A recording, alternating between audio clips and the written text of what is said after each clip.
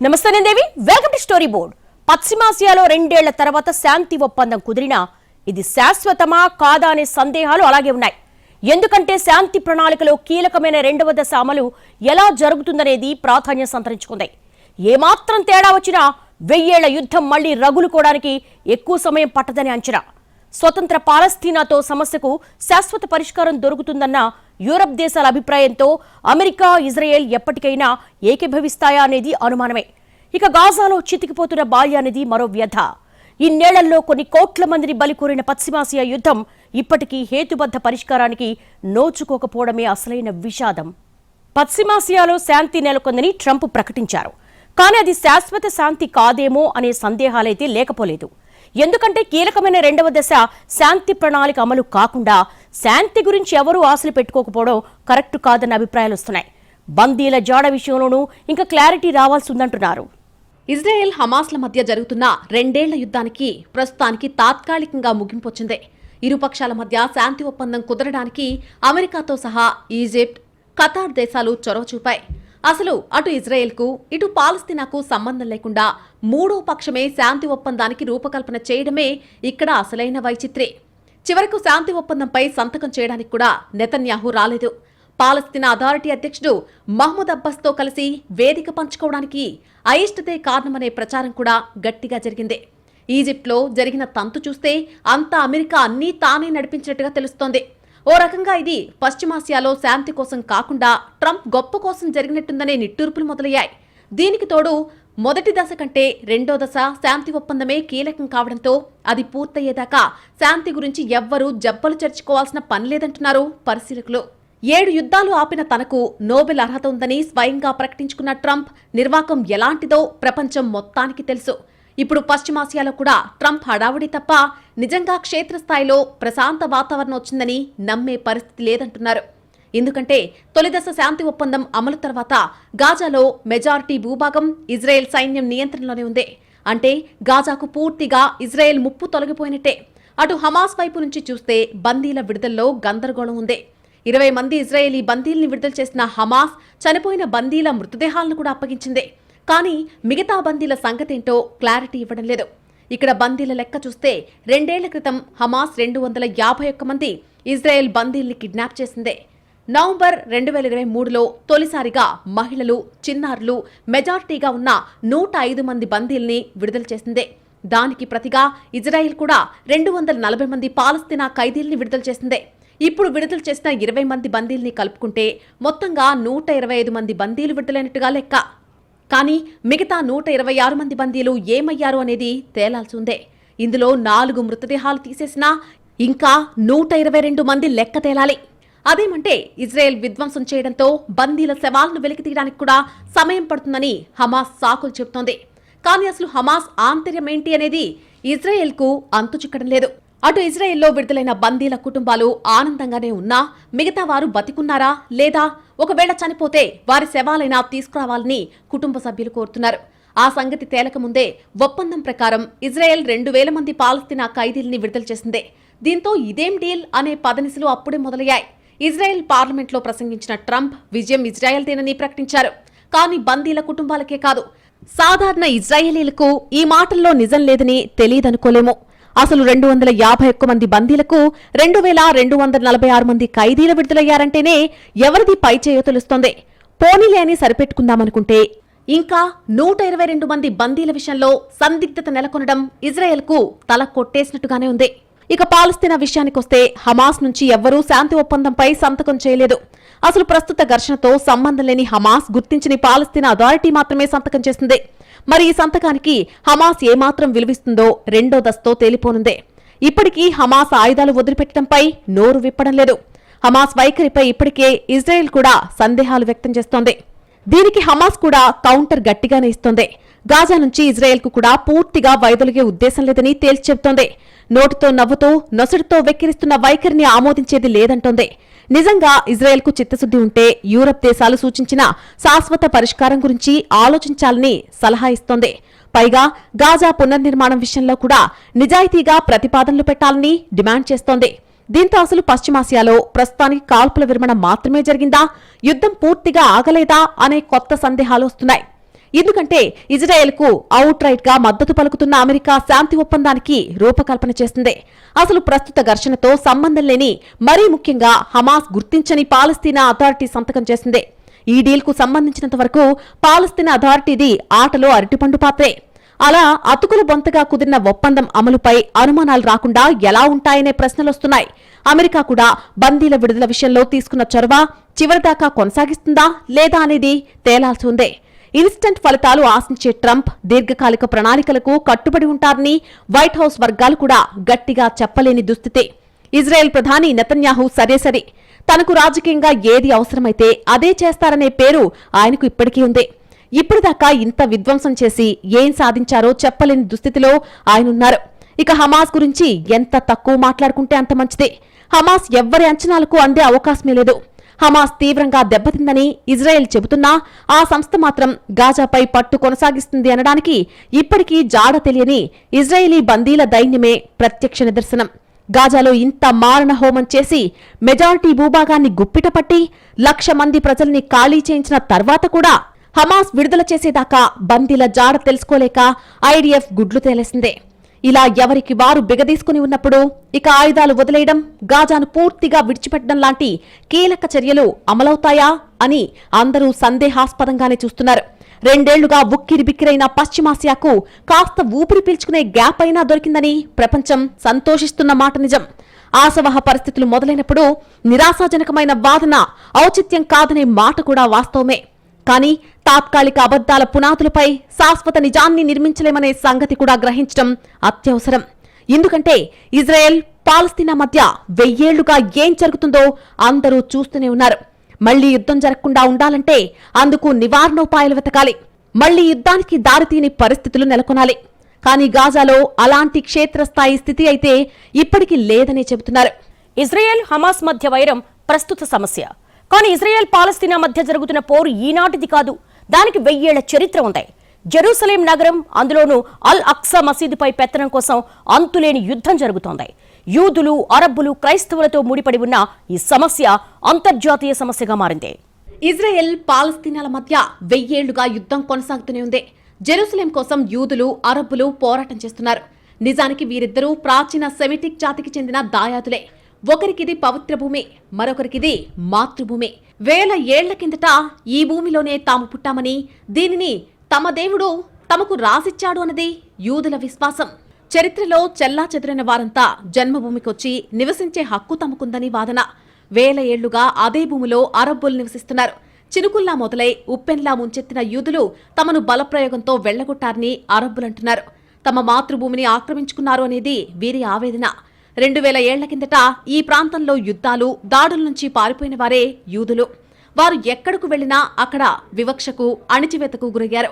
అదే యూదులు విరుచుకుపడ్డంతో ఇళ్లు, ఊళ్లు వదిలి ప్రాణాలు దక్కించుకోవడానికి పారిపోయి పొరుగు దేశాల్లో శరణార్థులుగా అరబ్బులు బతికీడిస్తున్నారు. క్రైస్తవులు, ముస్లింలు, యూదులు 3 మతాల వారు జెరూసలేంను పవిత్రంగా భావిస్తారు. ఈ 3 మతాలకు జెరూసలేంతో 100 ఏళ్ల చరిత్రతో పాటు వివాదాలు పెనవేసుకునున్నాయి. ప్రపంచంలోని అత్యంత ప్రాచీన నగరాల్లో జెరూసలేం ఒకటే. ఎన్నోసార్లు ఆ నగరాన్ని చాలా మంది చేజిక్కించుకున్నారు. జెరూసలేంలో ముస్లింలు, క్రైస్తవులు, యూదులతో పాటు అర్మేనియన్లకు సైతం అత్యంత పవిత్రమైన ప్రార్థనా మందిరాలున్నాయి. జెరూసలేంలోని పాత నగరాన్ని 4 భాగాలుగా విభజించారు. వాటిలో ఈ 4 వర్గాలకు చెందిన ప్రజలు ఎవరి భాగంలో వారు నివసిస్తారు. అర్మేనియన్లు కూడా క్రైస్తవుల్లో భాగమే. అందుకే క్రైస్తవులు 2, ముస్లింలు, యూదులు చెరో భాగాన్ని పంచుకున్నారు. జెరూసలేం నగరంలోని 4 భాగాల్లో పెద్దది ముస్లిం భాగం. ఇందులో అలెక్సా మసీద్తో పాటు ముస్లింలకు ఎంతో పవిత్రమైన డోమ్ ఆఫ్ ది రాక్ కూడా ఉంది. మహమ్మద్ ప్రవక్త మక్కా నుంచి ఇక్కడికొచ్చి ప్రార్థనలు చేశారని ముస్లింలు విశ్వసిస్తారు. ఆ మసీదుకు కొద్ది దూరంలోనే డోమ్ ఆఫ్ ది రాక్ కూడా కనిపిస్తుంది.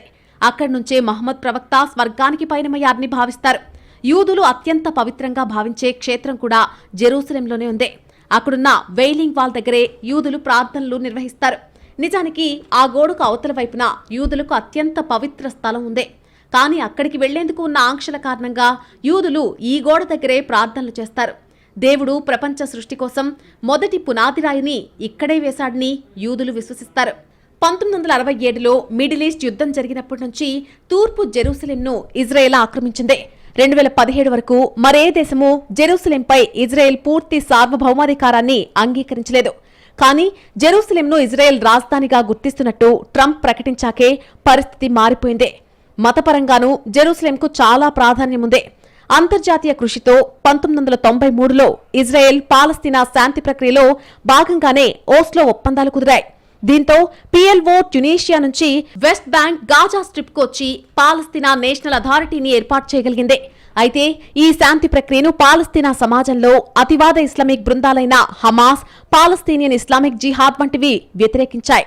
ఇజ్రాయెల్ మీద దాడులు చేశాయి. అటు ఇజ్రాయెల్లోనూ అతివాద బృందాలు వ్యతిరేకించాయి. దీనిపై సంతకాలు చేసిన ప్రధానమంత్రి ఇషాక్ రాబిన్ ని హత్య చేశారు. ఇది శాంతి ప్రక్రియను దెబ్బతీసిందే. ఆ తర్వాత 1996లో ఎన్నికైన కొత్త ప్రభుత్వం ఈ శాంతి ప్రక్రియ నుంచి వైదొలిగింది. దీంతో 2000 సంవత్సరంలో సెప్టెంబర్లో మళ్లీ ఘర్షణలు చెలరేగాయి. ఇజ్రాయేలీ నగరాల్లో పాలస్తీనా మిలిటెంట్లు ఆత్మాహుతి దాడులకు పాల్పడడం పెరిగిపోయింది. అటు ఇజ్రాయెల్, ఇటు పాలస్తీనా రెండు దేశాలు శాంతి ఒప్పందాలకు కట్టుబడి పనిచేయలేకపోయాయి. 1000 ఏళ్లుగా యుద్ధాలు జరుగుతున్నా, వేల మంది ప్రాణాలు కోల్పోతున్నా ఇజ్రాయెల్, పాలస్తీనా దేశాలు యుద్ధాన్ని మాత్రం ఆపడం లేదు. జెరూసలేం తమదంటే తమది అంటూ పోరాటం చేస్తూనే ఉన్నాయి. రెండు దేశాల యుద్ధం కారణంగా ఎన్నో కుటుంబాల పెద్ద దిక్కును కోల్పోయి ఎంతో మంది అనాథలవుతున్నారు. తామెందుకు ఈ దేశంలో పుట్టామా, తామేం పాపం చేశామంటూ స్థానికులు తమను తాము ప్రశ్నించుకుంటున్నారు. ఇజ్రాయెల్, పాలస్తీనాల పరస్పర దాడులతో చిన్నతనంలోనే ఎందరో ఏకాకులవుతున్నారు. బాల్యం యుద్ధం చెరల్లో బందీ అవుతోంది. అసలు తాము చావడానికే పుట్టామా అని చిన్నారులు మదనపడుతున్నారు. 1948 మే 14న ఇజ్రాయెల్ దేశం ఏర్పడింది. స్థానిక ఉద్రిక్తతలు ప్రాంతీయ విభేదాలుగా మారిపోయాయి. మరుసటి రోజే ఈజిప్ట్, జోర్డాన్, సిరియా, ఇరాక్లు ఈ ప్రాంతంపై దాడి చేశాయి. ఇదే మొదటి అరబ్ ఇజ్రాయెల్ యుద్ధం. దీన్నే యూదుల స్వాతంత్ర సంగ్రామం అని కూడా పిలుస్తారు. ఈ పోరాటం ముగిసిన తర్వాత ఐక్యరాజ్యసమితి అరబ్ రాజ్యానికి సగం భూమిని కేటాయించింది. అప్పటినుంచే పాలస్తీనియన్లకు కష్టకాలం ప్రారంభమైంది. 7.5 లక్షల మంది పాలస్తీనియన్లు ప్రాణాలు చేతబట్టి పొరుగు దేశాలకు పారిపోయారు. కొందరిని ఇజ్రాయెల్ దళాలు బలవంతంగా ఇళ్ల నుంచి బయటకు తరిమికొట్టాయి. 1956లో సూయజ్ కాల్వ విషయంలో ఇజ్రాయెల్, పాలస్తీనా మధ్య వివాదం ఏర్పడింది. మరోసారి ఇజ్రాయెల్, ఈజిప్ట్ ఒకదానికొకటి ఎదురు నిలిచాయి. అయితే ఈ వివాదం యుద్ధభూమికి ఆవలే పరిష్కారమైపోయింది. 1967లో మరోసారి అరబ్ దేశాలకు, ఇజ్రాయెల్కు, ఈ రెండు దేశాలకు మధ్య ఘర్షణలు చెలరేగి భారీ యుద్ధానికి దారితీశాయి. ఇక అదే ఏడాది జూన్ 5 నుంచి 10 వరకు యుద్ధం జరిగింది. ఈ యుద్ధంలో అరబ్ దేశాల కూటమిపై ఇజ్రాయెల్ విజయం సాధించింది. గాజా స్ట్రిప్, ఈజిప్ట్లోని సినాయ్ ద్వీపకల్పం, వెస్ట్ బ్యాంక్, తూర్పు జెరూసలేం, గోలన్ హైట్స్ ఇజ్రాయెల్ అధీనంలోకొచ్చేశాయి. 5 లక్షల మంది పాలస్తీనియన్లు నిరాశ్రయులయ్యారు. 1973లో అరబ్ దేశాలకు, ఇజ్రాయెల్కు మధ్య యోమ్ కిప్పూర్ యుద్ధం జరిగింది. ఈజిప్ట్, సిరియా కలిసి ఇజ్రాయెల్పై దండెత్తాయి. ఈ యుద్ధంలో ఈజిప్ట్ సినాయ్ ద్వీపకల్పాన్ని స్వాధీనం చేసుకుంది.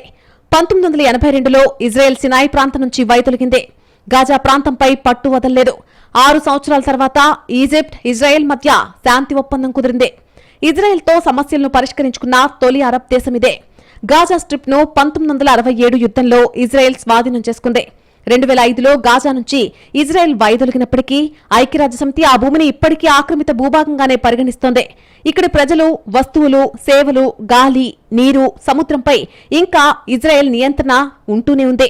ప్రస్తుతం గాజా పాలస్తీనియన్ తీవ్రవాద సంస్థ హమాస్ పాలనలో ఉంది. ఈ సంస్థ ఇజ్రాయెల్తో అనేక మార్లు పోరాడింది. West Bank Palestinian National Authority నియంత్రణలో ఉంది. పాలస్తీనియన్ నేషనల్ అథారిటీని అంతర్జాతీయ సమాజం పాలస్తీనా ప్రభుత్వంగా గుర్తించింది. 2021లో ఇజ్రాయెల్, హమాస్ల మధ్య సంక్షోభం ముదిన తర్వాత ఈ రెండింటి మధ్య పరోక్ష చర్చలకు ఈజిప్ట్, ఖతార్, ఐక్యరాజ్యసమితి మధ్యవర్తిత్వం వహించాయి. దీనివల్ల గాజా ప్రజలు ఇజ్రాయెల్లో పనిచేయడానికి, ఇతర పరిమితులను సడలించడానికి ఈ చర్చలు ఉపయోగపడ్డాయి. కానీ ఆ తర్వాత తీవ్ర యుద్ధం జరిగింది. రెండు వైపులా అంతులేని నష్టం మిగిలింది. ఈ యుద్ధంతో తాడో పేడో తేల్చేస్తామని నెతన్యాహు ప్రకటించినా చివరకు సాధించేదేంటి అనేది ప్రశ్నార్థకంగానే మిగిలింది. హమాస్ ను పూర్తిగా అంతం చేయకపోగా శతాబ్దాల యూరప్ దేశాల వైఖరి మారడం మరింత ప్రమాదకరమనేది సగటు ఇజ్రాయేలీ భావనగా ఉంది. ఇప్పుడు పశ్చిమాసియా సంక్షోభం కీలక మలుపులో ఉందని చెప్పొచ్చు. ఎందుకంటే తొలిసారిగా స్వతంత్ర పాలస్తీనా విషయంలో యూరప్ వైఖరి మారింది. స్వతంత్ర పాలస్తీనానే శాశ్వత పరిష్కారమని యూరప్ దేశాలు బహిరంగ ప్రకటన చేయడమే కాదు, పాలస్తీనాను ఓ దేశంగా గుర్తించడానికి ముందుకు రావడం అమెరికాను కూడా కంగారు పెట్టిందనే చెప్పాలి. మరి ఇప్పటికైనా శాశ్వత పరిష్కారం దిశగా అమెరికా అడుగులు వేస్తుందా? ఇజ్రాయెల్ ఎలాంటి వైఖరి తీసుకుంటుంది?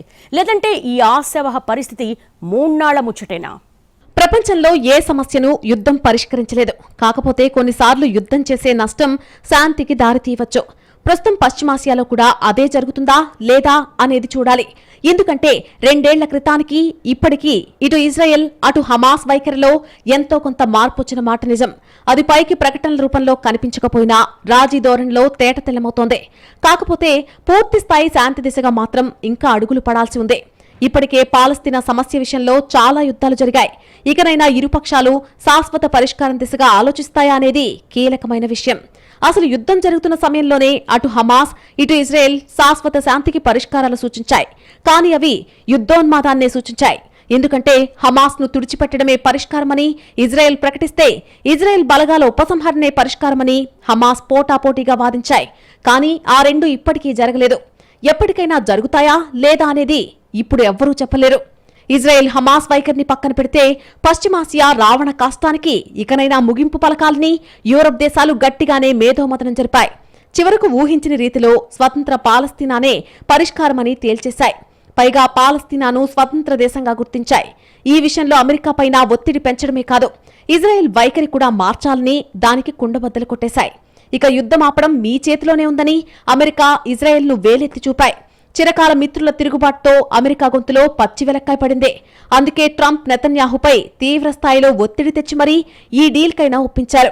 సరే, మరి యూరప్ సూచించిన శాశ్వత పరిష్కారం సంగతేంటి అనేది రాబోయే రోజుల్లో తేలనుందే.